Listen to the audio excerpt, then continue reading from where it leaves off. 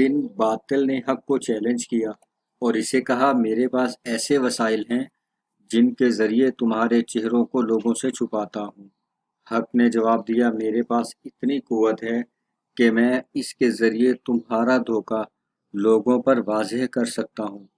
باطل نے کہا میں جھوٹی باتوں کو تم سے ملاتا رہوں گا یہاں تک کہ تو پریشان ہو جائے۔ حق نے کہا میں تیرا پردہ اب بھی فاش کر دوں گا جس طرح پہلے کیا۔ باطل نے کہا میں تیرے ساتھ ایسے افسانے لگاتا رہوں گا کہ تم تنگ آ جاؤ۔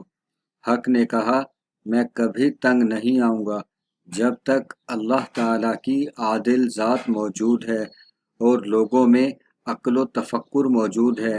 باطل نے کہا اکثر لوگ سوچ و بچار سے کام لینے والے نہیں ہیں اگرچہ آپ اس کا طمع کریں۔ حق نے کہا اگرچہ تمہیں پسند ہو یا نہ ہو میں اپنی دعاؤں سے نا امید نہیں ہوں۔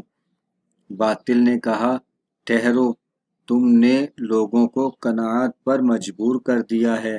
میرا سہارا ابلیس ہے جو قیامت تک باقی ہے۔ حق نے کہا لیکن میرا رب اللہ ہے جو لوگوں کے درمیان فیصلے کرتا ہے جس میں لوگوں کو اختلاف ہو۔ جس دن تمہارا بڑا سہارا دوزخ میں ہوگا اور تمہارے پیروکاروں کو پوری سزا ملے گی کیونکہ تم زندگی میں فساد کا موجب ہو۔